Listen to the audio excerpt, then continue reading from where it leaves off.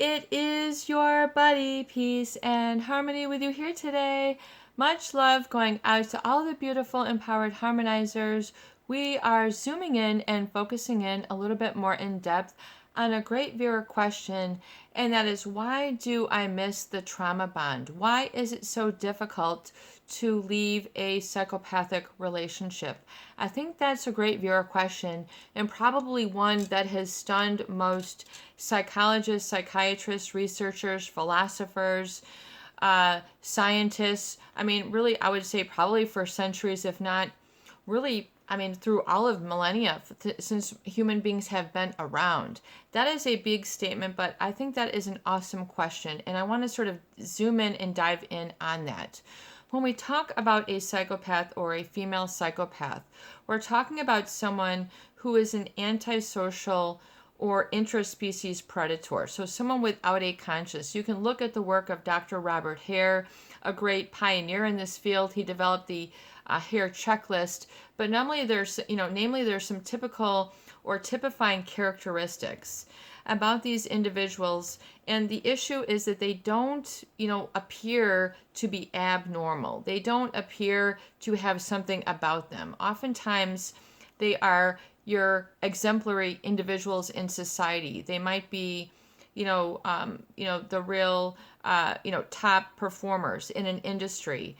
They might be your CEOs. They might be your fearless females. They might be your individuals who are at the top of their game, the top of their profession. They might have found their way up the ladder very quickly. And when we talk about a psychopath, it's because they sort of take shortcuts and meander around and sort of really loop in and around, really to avoid detection. They're very cunning, conniving, sly, and just sort of under detection, try to take advantage and exploit others. So really, I would say that is one of the mechanisms, and it's very difficult once you've found yourself in an exploitative relationship to extract or remove yourself. Namely, because oftentimes people are very hardwired to being in that limiting situation. For example, we might, they find themselves in a no-win situation that is there by design. In other words, a female psychopath, part of their lack of conscience, a lack of morality, and a lack of remorse or regret creates an interior climate, if you will, that is very cold and callous, unemotional. You must understand what these statements mean. Callous, unfeeling, insensitive, without empathy. They are not able to acknowledge or validate the feelings, needs, wishes of another. They don't have a sensor. They don't have an empathy chip. They are not going to turn the heat on when the chip says turn on the heat. Their chip does not register, if you will. In other words, they have a different interior climate, something different underneath the surface. And they might be on the surface, have a lot of passion, a lot of sex appeal, very charismatic, very good leaders. I mean, here's all these very glowing terms. But then what is the issue? The issue is that it's not an issue for them, it's an issue for others. So a psychopath also has, because of the their neurology, the difference of the structures, and then the chemical component of the brain, so the neurochemicals as well, because they have, in other words, it's like a car engine. They have reduced activity in the amygdala. So imagine it if you were in a car that had reduced activity in your heater, i.e. heater ain't coming on. We're freezing cold and we're turning on the heater. It is not coming on. So that is really like, if you understand the amygdala, that is the fight or flight center in the human brain. You can study that, you can read about it, but that is what is activated in the fight or flight. So it's part of that sort of old brain, I think, that's been inherited since, millennia. I mean, we're talking back to the dinosaurs, guys. Plato, know yourself, like know your miracle and then the miracle that you are. So part of this is unpacking this. So understanding that, so because of this reduced activity, they don't have a presence of fear, in every day, and they don't have an appearance of love. They don't have an appearance of sort of the need for patriotism. They have an absence of attachment to others. They don't have an absence of sentimentality. So everything that you might equate with a heater, in your car, and then the proliferation of this, what that means for, the people inside. Just imagine what it would be like if, there was no heater within, and then that person thought, well, this is sure a better car. Look at this. It's not slowed down by the heater. Look at this. We can get 55 more gallons, or 55 more miles to the gallon because there is no heater. So it gives them, in their internal climate, a perception, attitude, or mindset that they are not slowed down by the speed bump. So in other words, if you liken having empathy to a speed bump, it's an emotional speed bump.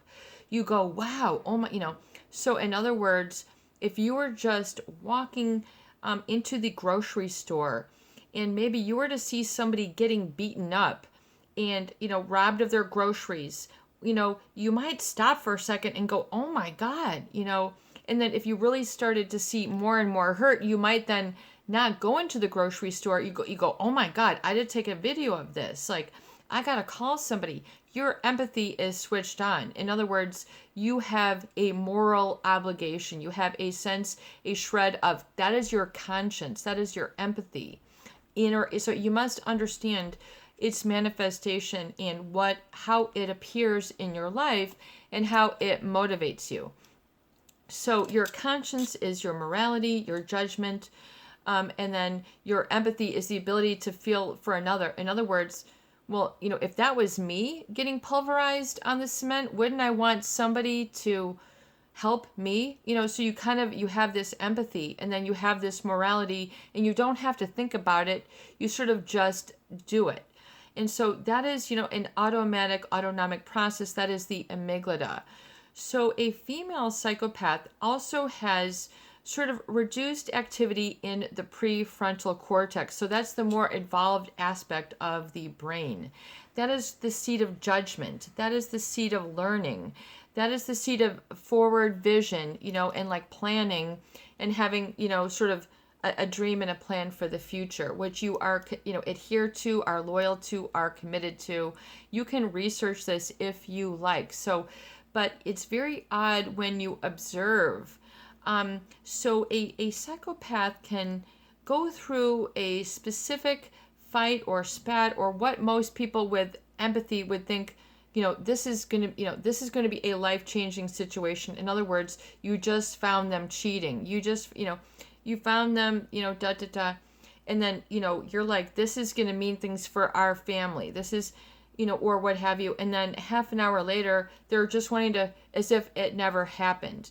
They don't really have that emotional seed of learning where they go, wow, I heard somebody, I better not do that anymore. They do not have this sort of learning mechanism.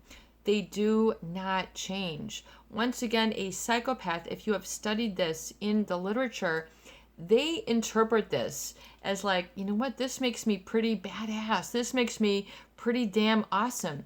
The fact that I don't have this speed bump, I can just sort of plow through and just sort of, rip through this situation, this employer, this family, this job, this neighborhood, this group of people, whatever it is, and exploit. I can take this whole, set of trees. I can take this whole bed of silver. I can take this whole bed of gold. I can take all this water, opportunistic. So they just kind of feel that, that they can take advantage, which is not fair to others. This is the problem, is that they and to also understand, like, how does exploitation manifest in life? Part of the traits of that female psychopath is that sort of high risk, oftentimes very promiscuous behavior where it gets people undone. And if you can, as a female psychopath, get into that reptilian brain where you don't have many steering wheels, you don't have much control, you're in the subconscious, so it's not in your conscious awareness. If a psychopath can be almost like like a magma, if you've ever you studied geology or like plate tectonics, and you understand how the volcanoes are made, and then how they spill forth this lava, and then the gas gets, because the gas gets trapped, but there's this other mantle that sort of goes in underneath the foundation and then creates this pressure, and then it explodes. But so they kind of go in underneath the surface of your awareness, into the operating system, into the foundation of your I am, and go, wow, look at that. That person's sleeping at the wheel.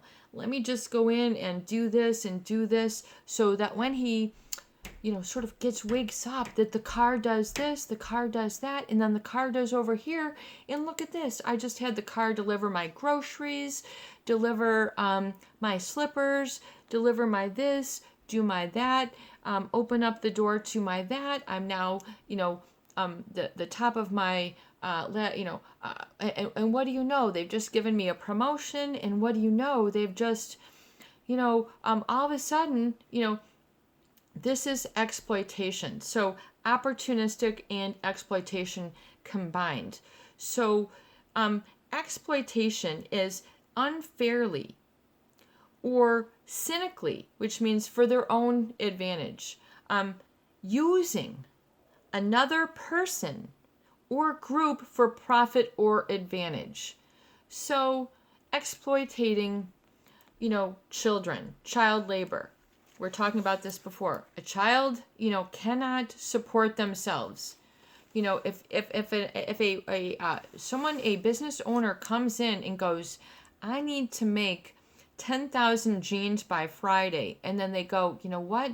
There's 200 kids in this area, and we can get them in here, and then we can have them make all these jeans by Friday, and we can pay them, a penny, and then we just made, $1,500,000, and then they're all like, yay, So this is exploitation. This is what exploitation looks like in the child labor. In other words, the child cannot think for themselves. Likewise, in the opportunistic, oftentimes when people are in that fight or flight, if they can get you into a flight or flight mode, then they have the ability to get in and exploit you. Period. End of story. If they have got you living, breathing, working in your fight or flight, I have to protect myself, I'm under fear, intimidation, you better do this or else, you better love me or else, and then that threat. So that amygdala, if you will, then is running the show. And then the female psychopath has, I would say, a very inhumane and unhuman way of looking at things. Inhumane and unhuman, meaning not like the rest of the population. In other words, if you kind of think about someone who has a disability, but they have a heightened ability in another area. This is how I sort of understand the female psychopath and psychopathology in general as it comes to opportunism and exploitation. So just as if there was someone who was born, deaf, if they had an inability to hear, they could not engage in speech, but they could then see. So then they would really develop acutely, more so since they didn't have a lot of their energy going to the sound of hearing and relying on that sense, since they didn't have that. They had a disability. So then other areas becoming more developed. They rely more on their sight. They rely more on their touch. They rely more on their scent. And then communicate more so through those means. So then naturally, those areas of the brain are going to grow, become more activated, become more acute, meaning, better developed, become more highly evolved. So the psychopath, I would say, even within their lifetime, evolve to a place where they can then successfully become an intraspecies predator and make their way out of opportunistic and exploitative behavior. So you must understand then that oftentimes then the trauma bond is then ensued, where then people then identify their role. They actually then write their role into this very small tablet, and they can't understand or grow beyond. So just like in, what types of exploitation are there? You must understand this as well. I mean, we could do a whole series of this on this. There is sexual exploitation. We just talked about child exploitation, where you're taking advantage of another child, or labor exploitation. A big country, China, coming in the Belt and Road or the Silk Road, whatever that route is that they're trying to redo. Study that. They're going into these other third world countries that don't have a lot of experience with business, labor, negotiations, transit. And they're coming in and they're like, yeah, hey, we're going to build like this really super cool super rail that travels like about 150 miles an hour. And like the world has never seen this. And we actually found that like on your coast here of Malaysia, Indonesia, you have like the perfect coast, like right here. This would be a perfect plot. And like we can create this new super jet train that can deliver goods to your place on your shorelines, and you can have food, silk, you can have electronics, you can have all this delivered right to your shoreway, and we'll even employ your folks. We'll give you guys income, we'll help your government. And, just all we need to do is, have you, get into debt and buy this machinery for us and from us. And then we'll lease this like heavy building, equipment, and we'll employ your guys, but we'll also have some other, Chinese workers. And I'm not, putting this down. This is not against any economy. I'm just trying to give you an example of what happens. And then, that government goes, well, wow, well, look, the workers that you brought over, they were making $20 an hour, and our people, they were making like 5 cents.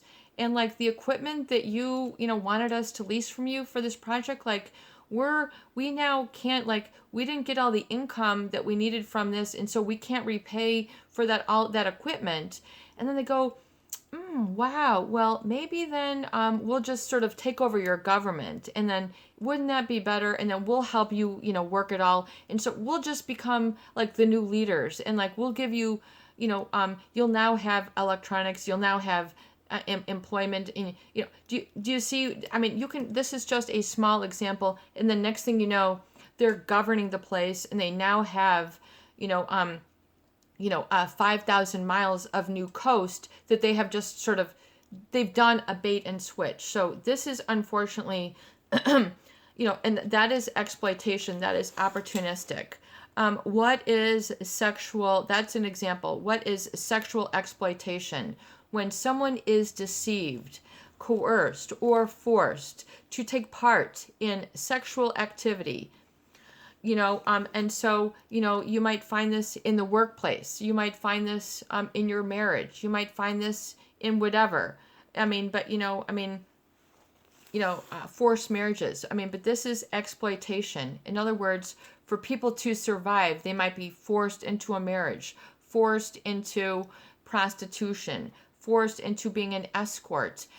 For goodness sake, we have just, this is just tying this into the channel, and this is just sort of a tangent, but we have had a preponderance, and thank you so much for our great viewers who are bringing it up when we have, the trolls and these people who are spamming on the channel. So recently, I would say in the past 3 weeks, 4 weeks, we've had some spammer who it looks to be is some like either Vietnamese or sort of maybe Thai, Asian spammers. So it looks to be, and then they'll post these pictures of all of these young girls who have had plastic surgery.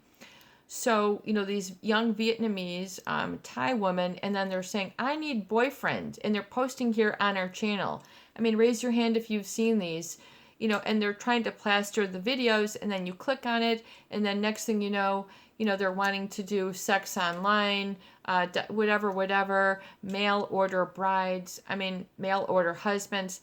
This is a reality. This is right here on YouTube. So, it's very, very obvious that perhaps these, to me, because on my side, on the channel, I go and then I then, report them to YouTube for, sexual inappropriate material, which is I have a button to report them and then block them from the channel.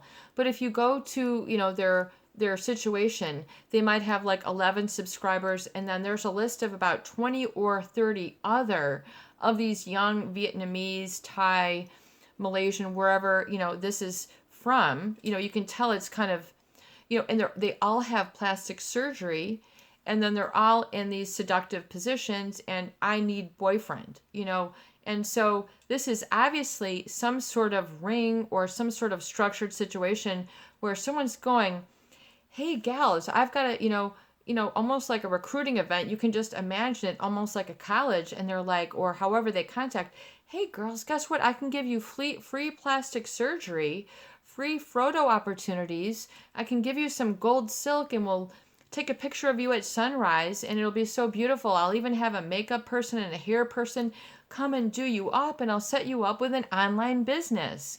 And and here's the other girls who have profited, so do you see, you can even see this on the channel. I'm just trying to understand and have you understand that this is very real for some people.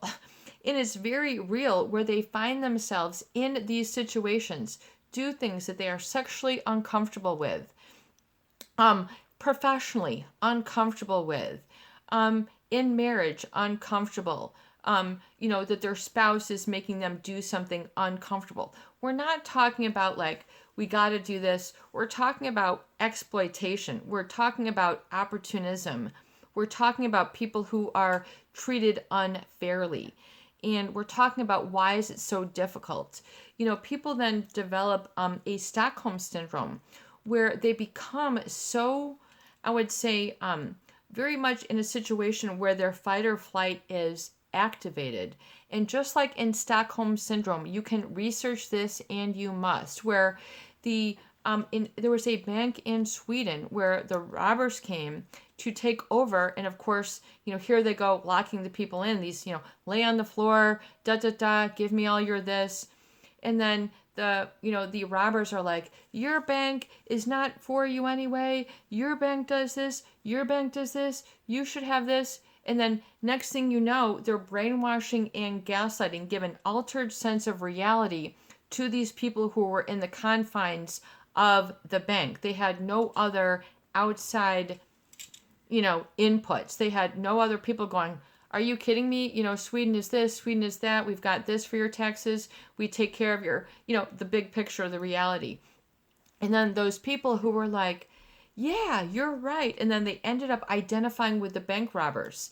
And then, I think they end up even sort of like assisting them. So there's this, they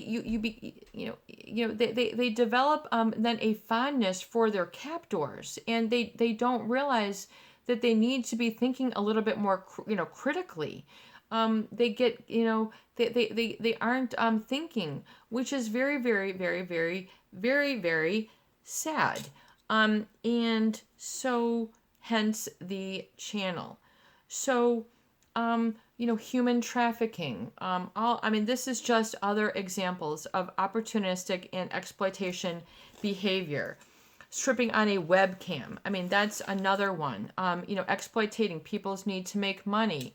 Well, why don't you just, debase yourself and you can do this, and then they, are forever, this is not what they envision for themselves. Obviously, then they lose, then, why don't you do this? And why don't you do this? And then next thing you know, they are objectified. They are no longer living in their own body. They then go into dissociation.